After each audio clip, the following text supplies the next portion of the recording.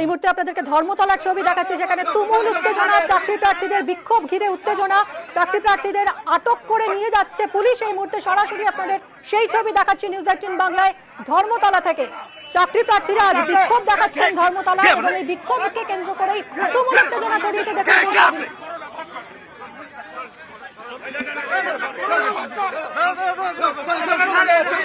শঙ্কু আমাদের প্রতিনিধি রয়েছেন এই মুহূর্তে, আরো বিস্তারিত জানাবেন। শঙ্কু, কি পরিস্থিতি এখন? দেখো, আজকে নির্ধারিত সূচি অনুযায়ী বিভিন্ন চাকরি প্রার্থীর সংগঠন তারা কলেজ স্কয়ার থেকে এসে তারা ধর্মতলা অর্থাৎ গরিনা ক্রসিং এ তারা প্রত্যেকেই বসে পড়ে এবং এখানে রীতিমতো রাস্তা অবরোধ হয়ে যায়। তারপরে পুলিশ তাদেরকে অনুরোধ করে, তারা যখন না ওঠে তখন কিন্তু পুলিশ তাদের প্রত্যেককে ইন্ডিভিজুয়ালি প্রথম তাদেরকে আটক করা শুরু করে এবং যখনই আটক করা শুরু করে তখন বেশ কিছু চাকরি প্রার্থী তারা শহীদ মিনার মঞ্চের দিকে চলে যায়।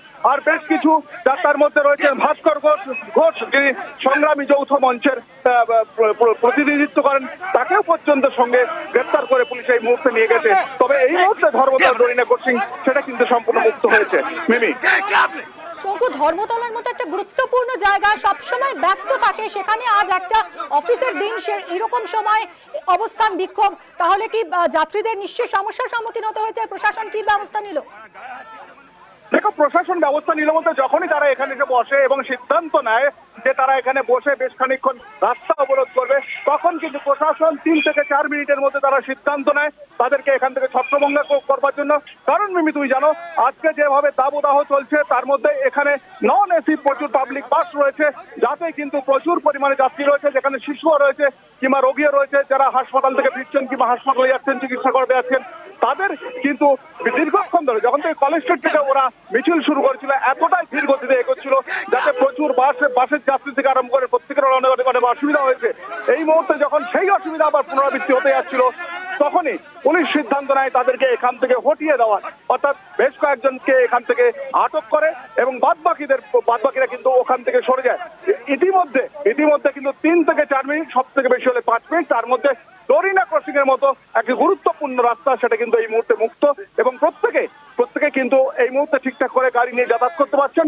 আমি দেখাতে পারি, আমাদের ক্যামেরাম্যান সঞ্জয় মন্ডল রয়েছে, তিনি দেখাচ্ছেন যে গরিনা ক্রসিং কিন্তু এই মুহূর্তে মুক্ত রয়েছে, সেখানে গাড়ি যাতায়াত করছে। অর্থাৎ আজকে অন্য দিনের মতো অতটা বেগ পেতে হয়নি পুলিশকে। মিমি, শঙ্কু, আজ এই যে কর্মসূচি ছিল চাকরি প্রার্থীদের, এর কি পুলিশি অনুমতি নেওয়া ছিল? দেখো, পুলিশি অনুমতি এদের ছিল না।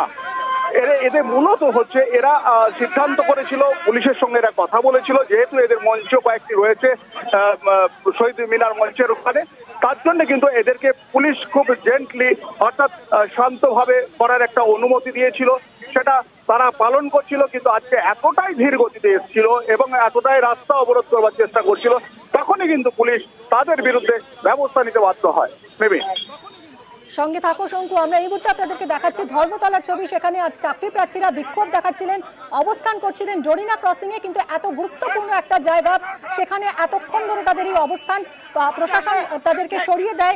এই মুহূর্তে আটক করে নিয়ে যাওয়া হচ্ছে অবরোধকারীদের, সেই ছবি আপনাদের দেখাচ্ছি। মিনিট 5 হয়েছে এই মুহূর্তে জরিনা ক্রসিং, আবারও পরিস্থিতি সেখানে স্বাভাবিক হয়েছে।